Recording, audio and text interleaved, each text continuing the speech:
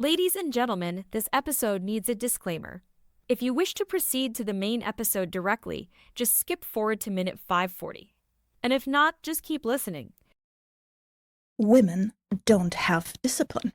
Dear listener, our experiences with having discipline can vary significantly based on gender, especially in how it's taught and perceived during our upbringing. Yes, men and women, boys and girls, being raised differently, that is often the case. But in this instance, the contrast was harsher than I expected. For many men, having discipline is portrayed as an optional tool for achieving success, a choice they can make to elevate themselves. However, the narrative surrounding discipline is often far more delicate for women. In numerous instances, being disciplined isn't merely a matter of choice for women. It becomes a fundamental tool for survival. Women find themselves navigating a complex terrain where discipline is enforced upon them, serving as a mechanism to constrain them, keep them small, and ensure compliance. Or in other words, women have to be disciplined or they will be disciplined by someone else. I must admit that there have been moments of doubt where I questioned if I was the right person to undertake this endeavor. However, the essence of the Worth Having podcast lies in fostering a sense of belonging and prioritizing our mental and emotional well-being. It is my sincere intention to create content that not only educates, but also cultivates understanding and empathy, both for others and ourselves.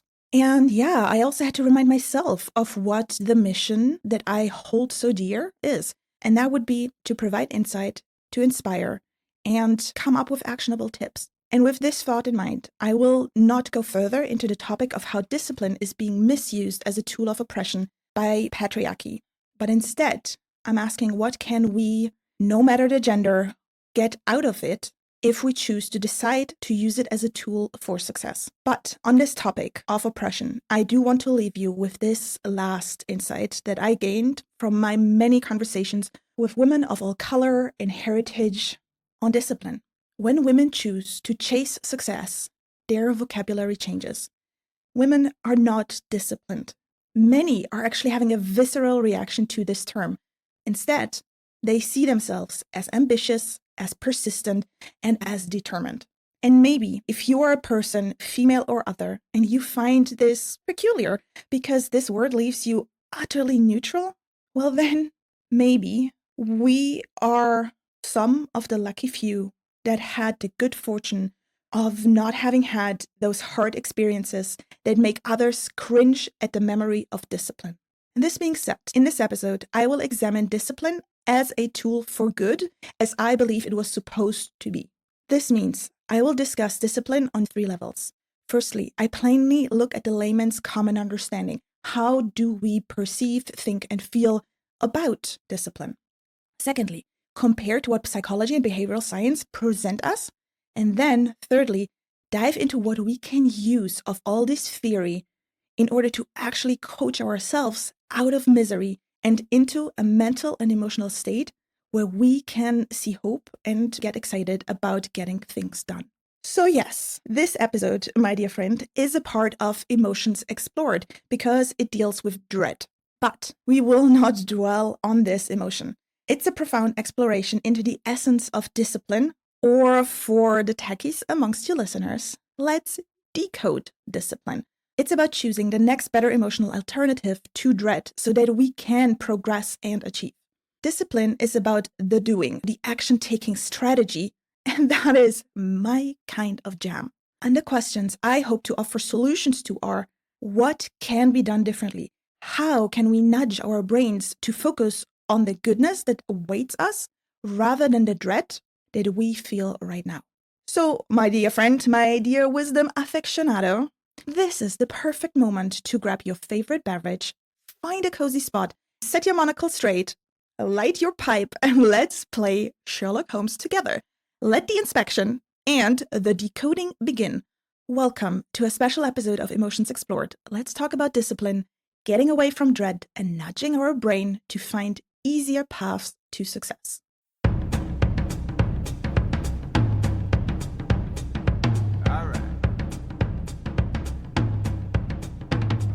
Salut and welcome to Worth Having, the podcast where we explore belonging and the question, how do I want to come home to myself? I'm Nick, and each episode will explore how to avoid becoming a burnout cliche and instead take yourself from good to great.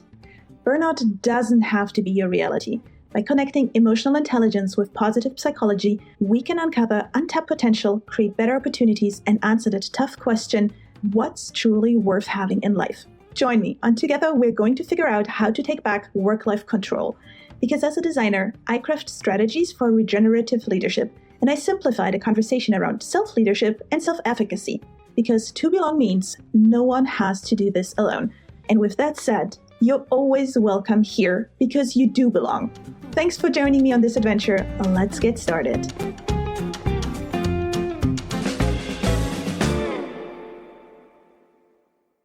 Alors, bienvenue, hello, welcome, dear wisdom aficionado.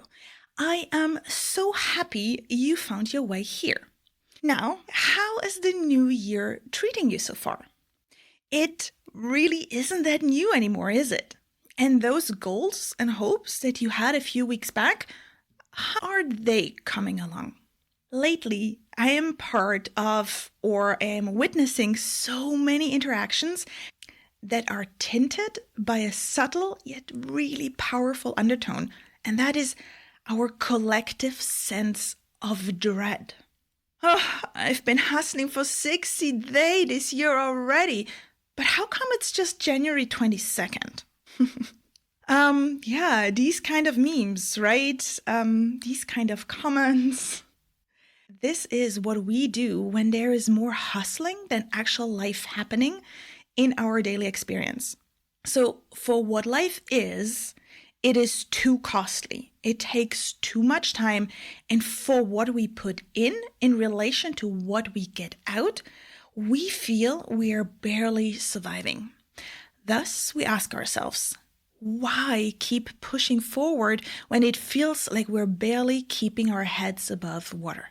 So in short, we're tired and we want change. But the change will cost more effort. Effort that doesn't feel good because it is about doing things we have not done before. So then we go back to what we were taught about success. Success is the fruit of discipline. Fantastic idea. Let's apply discipline. But wait. That too kind of feels yucky. Catch-22?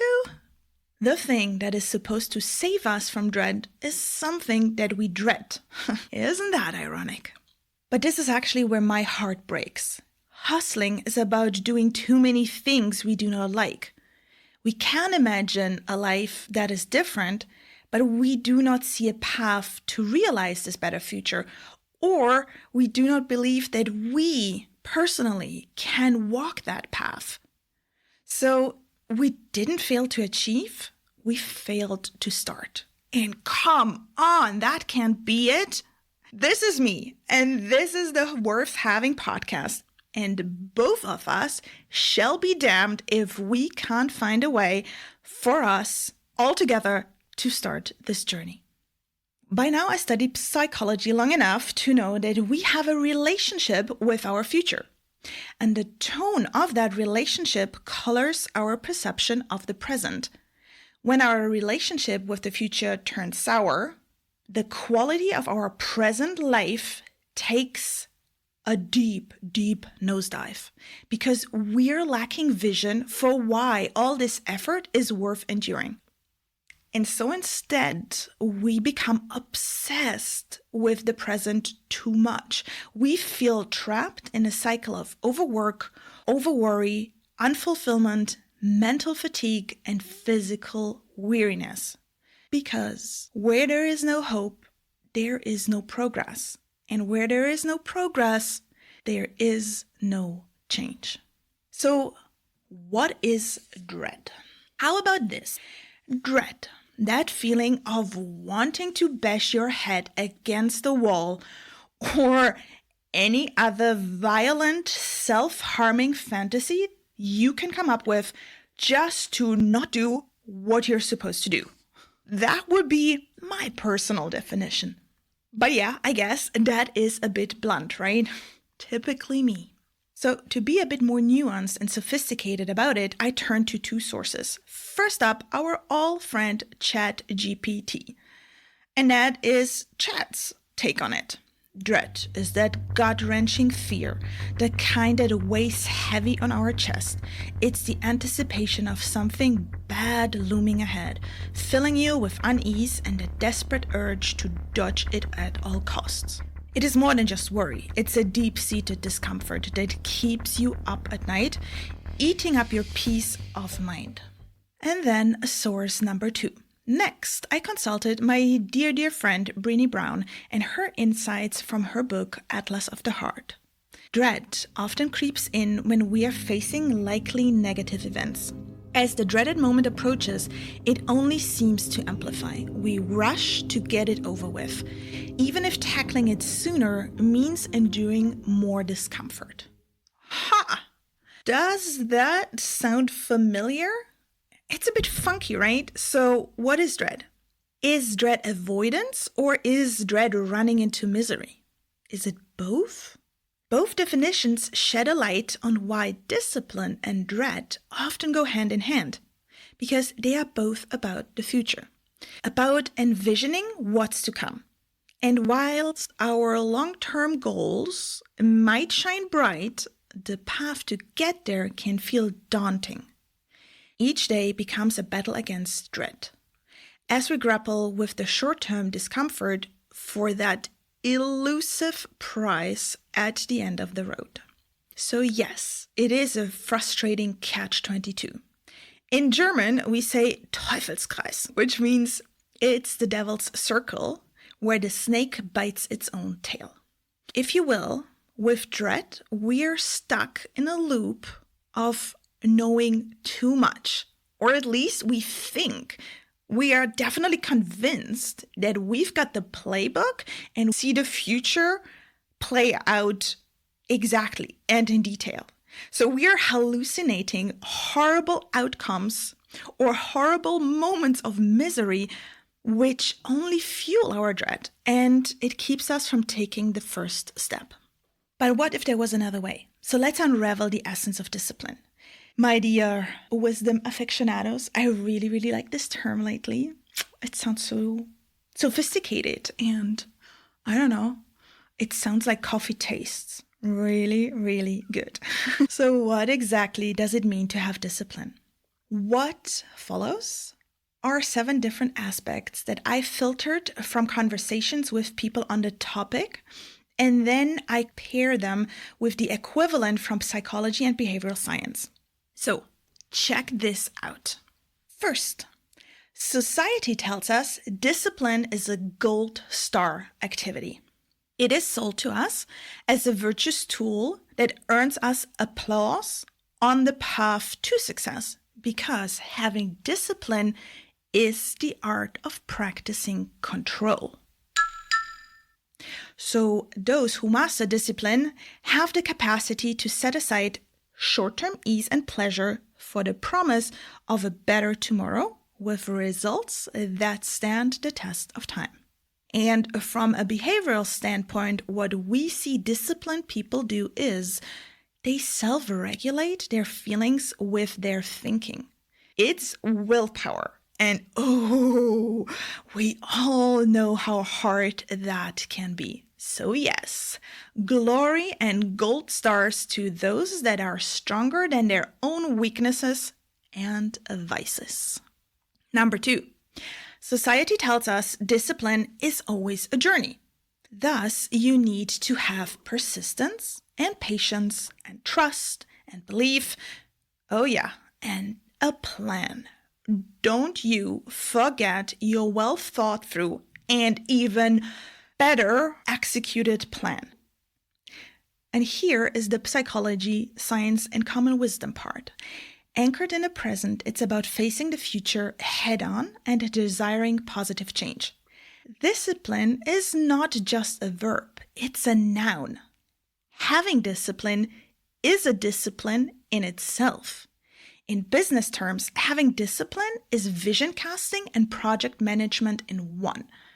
You have to A, draft a goal, and then B, draft a plan on how to realize it, based on the resources that you have or which you have to acquire first. Having discipline is very much a mental left brain hemisphere exercise. It's that well thought out plan. And as every good project manager will tell you, your plan better be objective, explicit, structured, and razor focused. And from a behavioral standpoint, what we see disciplined people do is they are strategic and analytical. Number 3, discipline differs from motivation. Motivation is the other tool we like to use to get shit done. Motivation comes to us before we decide for change. Motivation is this story we tell ourselves about the end result and life after having achieved change. Discipline is the mental plan and physical repetition after we decide for change. Motivation is the imagining and feeling part, and then discipline is the thinking and doing part. And yeah, oh so often we, and by we, I of course speak mainly about me, but I know that this will resonate with a lot of people. So we, you and me, we often wish discipline was more like his big sister motivation, meaning pleasant, charming, and easy to engage with. However, discipline is a stickler to the rules, constantly reminding us we have other, less pleasant things to do.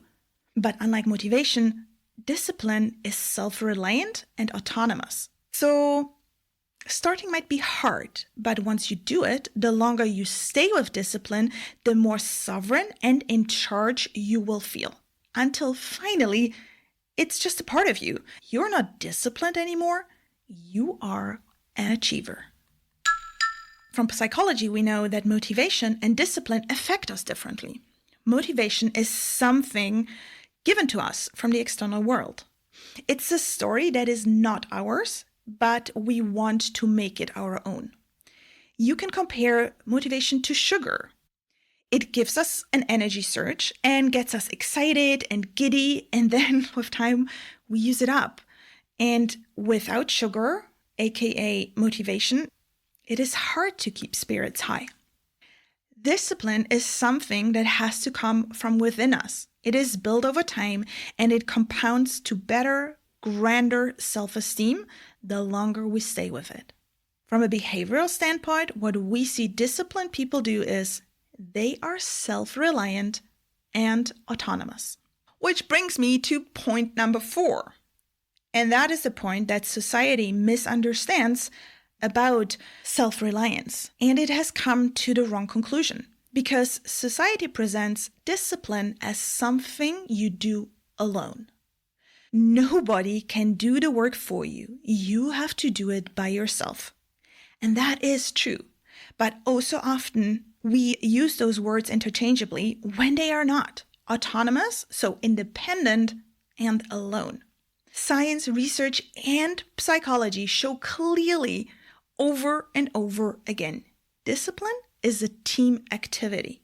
The better your support network, the faster and better and easier your desired results will come to you. Every discipline, so things like sports or science or innovation, can develop in isolation. Yeah, it's possible. But we will achieve and we will grow exponentially faster if we are supported. And in business terms, this means enabled, encouraged, or funded. And in social terms, this means be listened to, be welcomed, be applauded, and be reassured. And from a behavioral standpoint, what we see disciplined people do is they focus on their own locus of control, but they have a support system and have people they can ask for help and for feedback.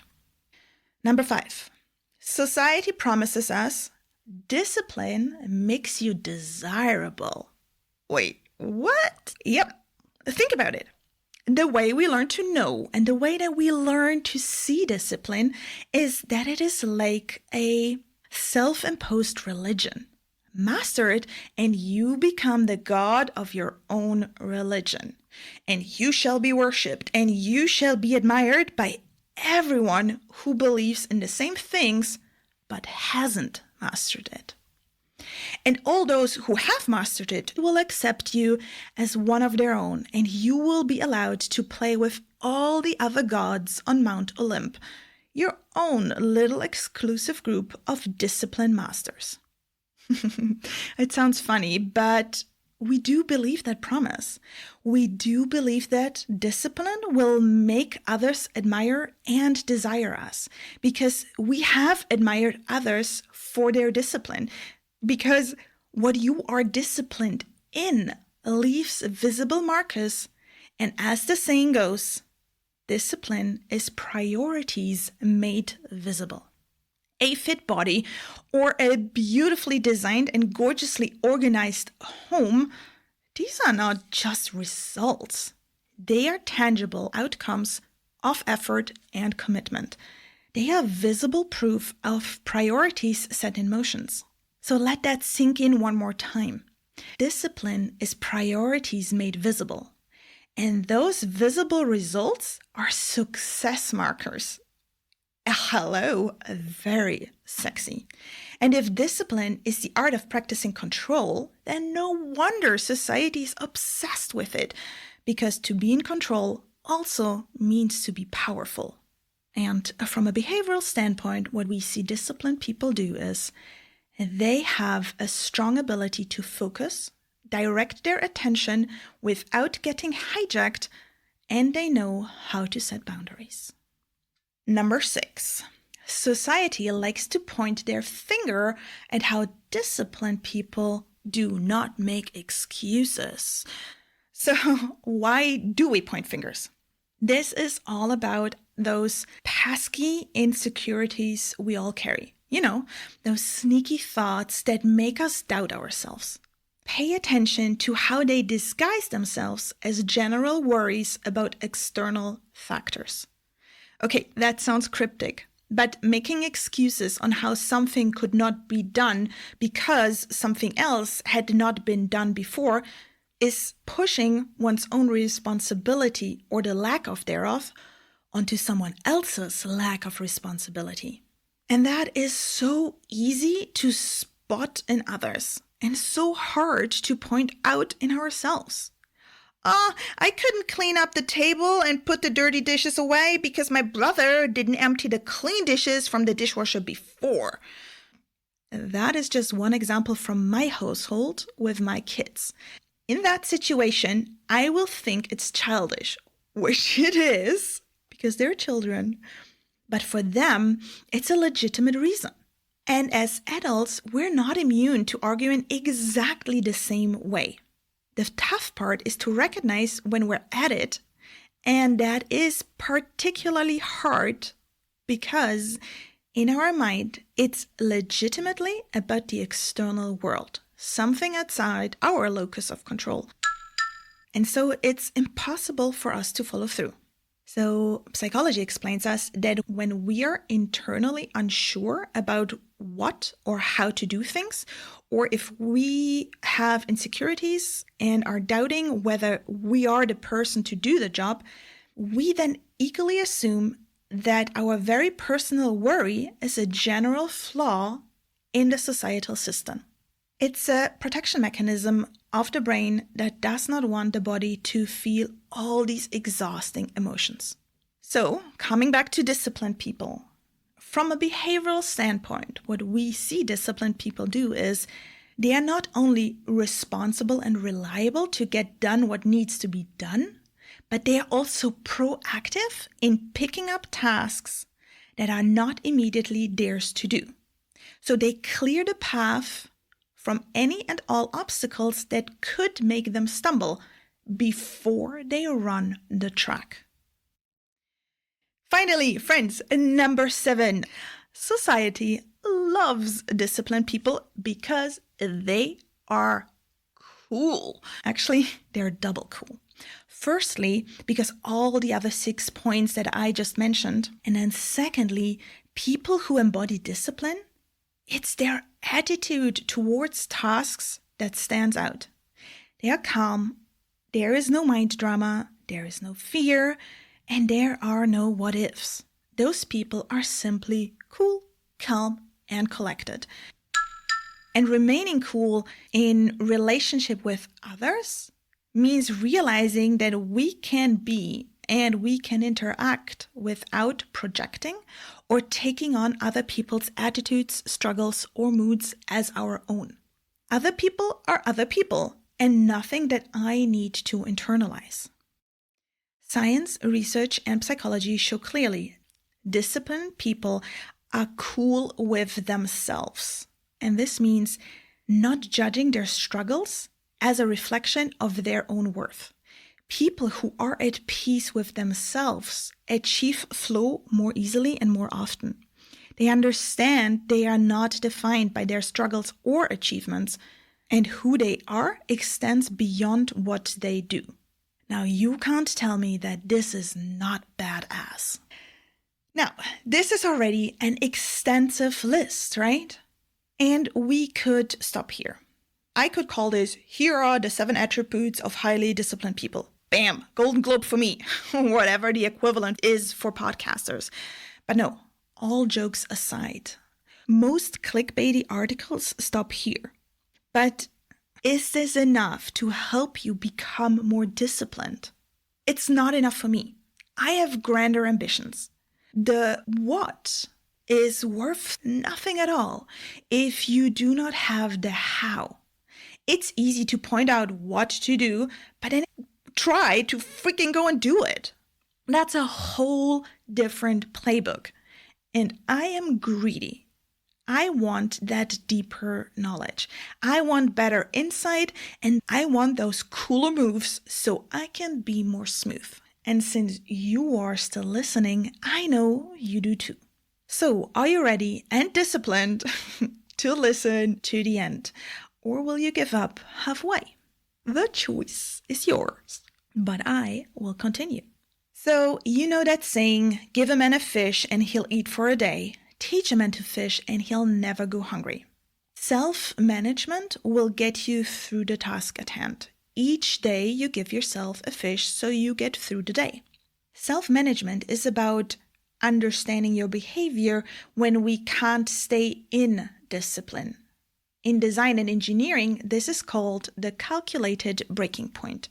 Where and when does the system break? And when it does, do we have an emergency protocol to keep on going until it can be fixed? So here are some fish of the day questions that help you get through your disciplined day.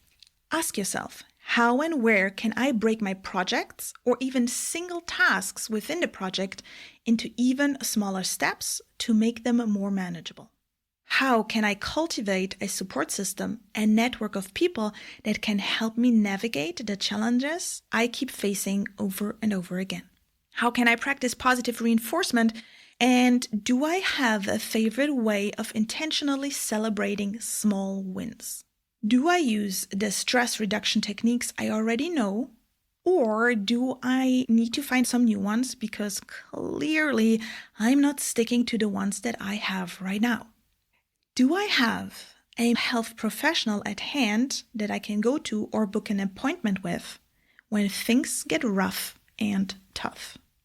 Self-management is about having an emergency protocol when we do not achieve the things we set out to do. But seriously, who likes doing that? Who likes taking out the magnifying glass and have a close look at how you're failing, when you're failing, and then go into emergency mode? It is hard, it is exhausting, and it is just about coping. And that is not sustainable in the long run. This is why we feel dread. Many people think that when we are in coping mode, you're already completely stressed out and about to break it down. Coping, however, is nuanced and starts way earlier than you think. Let me put it this way. If you're giving the answer, I'm fine. Life is okay. When you are asked, hey, how are you? Then, my friend, you're already coping.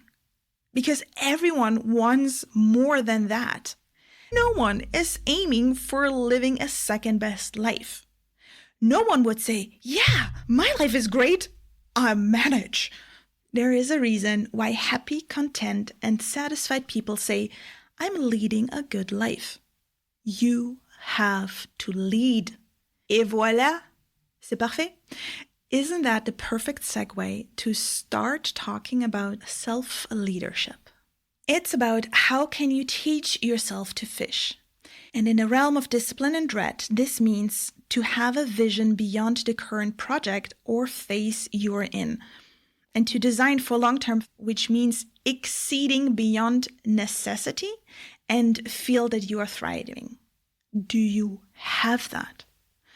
So let's go back to the list of 7 behaviors of successfully disciplined people. And yeah, my friends, if that hasn't been clear till now, self-discipline is a part of self-management. Firstly, disciplined people can self-regulate their feelings with their thinking. Second, disciplined people are strategic and analytical. Thirdly, they are self-reliant and autonomous. Fourth, they focus on their own locus of control, can ask for help, and don't make excuses. Fifth, they have a strong ability to focus, direct their attention without getting hijacked, and they know to set boundaries. 6, they are not only responsible and reliable, but also proactive. 7, disciplined people are cool with themselves. They understand who they are extends beyond what they do. Okay, doesn't that remind you of something? Well, I'm a mom, and it feels like these are the lessons and wisdoms I try to instill in my kids. So, how do we teach self-discipline to kids? Or how does psychology suggest that we should do it? Maturity is giving up what is easy for what is good. And at its core, practicing self-leadership is like stepping into a second adulthood. The first one was about prioritizing your long-term well-being over short-term comfort. The second one is about stepping from what made you successful to doing what is actually right and healthy for yourself. It's about making the tough choices that serve our best interests, even when they are not the easiest. But instead of pouting and grumbling, that sucks, like a kid, we raise ourselves up to the next level.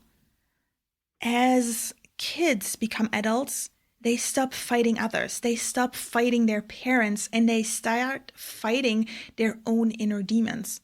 Except that now with self-leadership, it is the next step in evolution. We try to transcend fighting inner demons because we realize they are of our own creation and we can just drop them. So we stop fighting against, but we start building for the skills we need. We teach our kids to be persistent, patient, and how to practice restraint because they are the building blocks of our emotional resilience. And now, once more, we've got to find ways to make these values emotionally appealing again. So where is the real power in all of this? It's in recognizing that we have control over our thoughts and actions. As we lead ourselves into living a better life by using self-discipline, we have to remind ourselves of the rewards once more. When we practice self-discipline, we feel an unstoppable sense of determination, like we can conquer anything that comes our way. Our self-control becomes rock solid. We become immune to triggers that once derailed us. And perhaps most importantly, we develop a healthy self-esteem rooted in a deep sense of self-acceptance and belonging. So how do we do that concretely? Well, we steer clear of discouragement by cultivating positive self-belief. Discouragement eats up self-esteem. We also curb impulsiveness by honing our emotional regulation skills, because impulsiveness eats up patience. And we sidestep temptation by creating a supportive environment that aligns with our goals, because temptation eats up restraint. Self-leadership is not about making you more productive and squeezing more juice out of you. But since self-leadership is a term we often hear at work or in business-related contexts, the way we like to design businesses and the way we expect people to work in these organizations is usually efficiency first. Try to get out as much as possible for as little as possible. Make systems and processes work as smoothly as possible, and business revenues are likely to be calculated and projected to materialize under ideal circumstances. Make everything as lean as possible, except for the ROI, except for the return on investment. The truth, however, lies in reality and not some romanticized prognostics. In reality, we, you and me, and all the other people we know, do not have ideal circumstances. If we set ourselves up to be and function as a lean entity, then we will be very easy to break as soon as life throws us a curveball. And it will throw these curveballs because it is life and it wants to play with us. So what we need instead is to shift from a focus on efficiency to one of robustness and resilience, and long-term, call it waterproof or trigger-proof solutions where we can. Compared to self-management, that is the short-term and immediate emergency protocol, there are some ideas about long-term, more durable, some self-leadership to-dos. Think about how you can go beyond that one goal and build a life vision. And that might include seeking out help, professional help that is not focusing on fixing what is broken, but is focusing on growing what is already going well. Make what is good actually great so that you can feel abundantly enough. Do you know what wholeness is? Especially future self wholeness? If not, you should really look it up. Then there is emotional awareness or emotional literacy and using that intelligence. Do you actually know what you are feeling? Can you name it? And can you tell what this emotion serves you? If not, practice it. And a good resource for that is my podcast, where I have more episodes on emotions explored. Go and check them out. Another thing, do you have a sense of agency and autonomy in your life, even though you're maybe not completely free to do what you want to do? Because that is self-leadership, self-imposed projects that you are willing to bind yourself to. And then finally, do you know how to break the habit of being yourself so that you can take that protocol emergency mode out entirely? So, what is self-leadership? Self-leadership is about making you more selective, making better choices, and getting you focused on what truly matters to you. What is truly worth having in your life? And the goal of self-leadership when it comes to discipline isn't just about coping and pushing through and making that journey one that is full of sacrifice on your way to success. Because that's survival mode, and we deserve more than plain survival. It's about shifting our mindsets and emotions so that discipline doesn't feel dreadful, but becomes second nature. And here's a nugget for you that I learned to question when talking to people about their experience with being successfully and fairly effortlessly disciplined. It is not even discipline if you like doing it. It's a hobby, something you enjoy spending time on, and that happens to give you the results of X, Y, and Z. So on an emotional level, the definition of discipline is the ability to tolerate discomfort. And our human conditioning makes us dread discomfort. That's just normal. And because this is true, then we are faced with a choice. We can either address the dread head-on through self-management and practicing discipline. This means making the bad less bad, or we can opt for enhancing our experience through self-leadership, which means making the neutral, that plan on the paper, making that theory a pleasure to practice. Can you wrap your head around that? A pleasure to pick up the responsibility and practice what you need to do over and over again. Wow. And now, my dear friend, this is the point in this episode where things become hands-on and can do.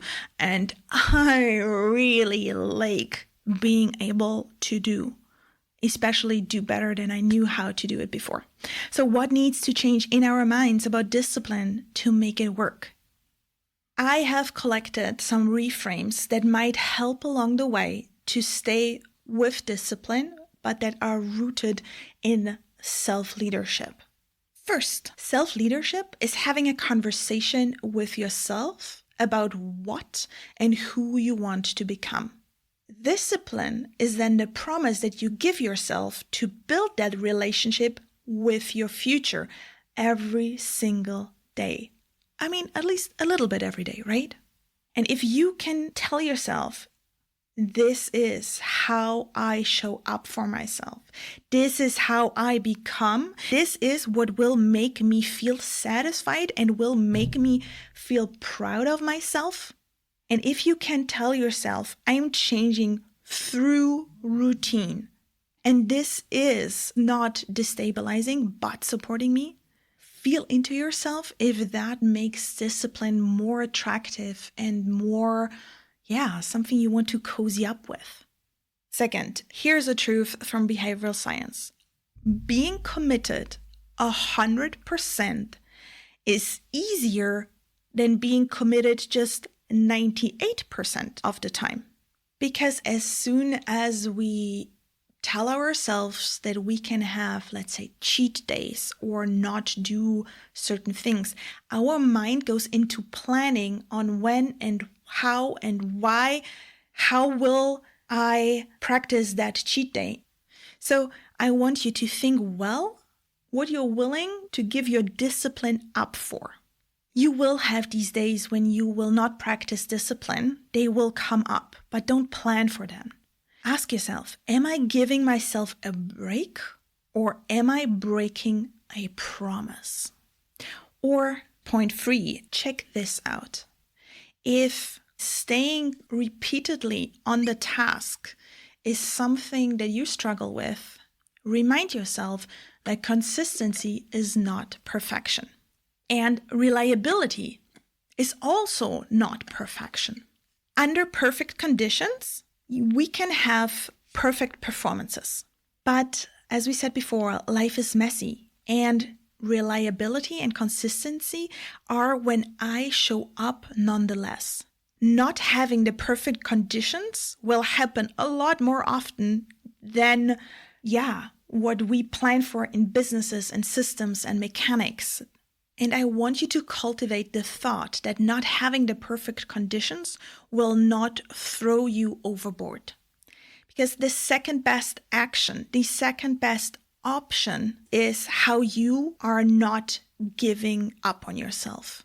Because how you show up for yourself under unideal circumstances is choosing the second best action. The second best option is your first choice. This ticks that really, really important box that is called I still give a shit, especially when life is hard. And then finally, 4, it is okay to feel lost. When we are in the process of change, you have to remind yourself that you are not anymore your old you. And at the same time, you're not yet your new self. On the way, you are undefined, and that is okay. It is not a problem to not feel like yourself. Don't make it a problem. You can hold doubt and belief at the same time. This doubt is not a problem because you can trust yourself. You made that plan, you made that decision, and you can trust that even though you feel insecurity right now, this is part of the process, and at some point, it will become a new habit. Right now, you are breaking the habit of being your old you. So this is how you stay cool with yourself. This is how you nourish that motivation that this is worth it. By reminding yourself that it is okay to feel lost and it is okay to feel doubt and have belief at the same time. This is how you practice the ability to think well of yourself. And last but not least, let me say it again. There is so much we can do for ourselves, by ourselves, but you don't have to do it alone. Have a look around and dare to lead by daring to ask for support. And hey, this episode is one way of getting support for yourself. So well done you. I hope you found this helpful. I hope you could make a can-do attitude more accessible for yourself. It sure was a lot. And so I hope you take your time and let this sink in. And I hope you make the choice to only take with you from here what serves you. And if it served you, please share it with your people.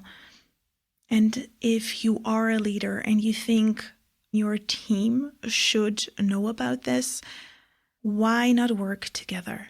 Let me come in and design a workshop around this topic, around hope and self-confidence and being in self-leadership and using discipline in a reframed, reminded way so that people can take empowered action through empowered thought choices and through feeling that they were given something that truly helps them show up better and live life better, not just at work, but also off work. À bientôt et au revoir. Until next time, this is Nick. Wait, before you leave. Are you looking for a fresh approach to well-being and resilience? Then let's partner up. I'm here to help individuals and companies rethink and finally implement well-being practices that equip people with the tools they need to facilitate their own joie de vivre and prevent burnout.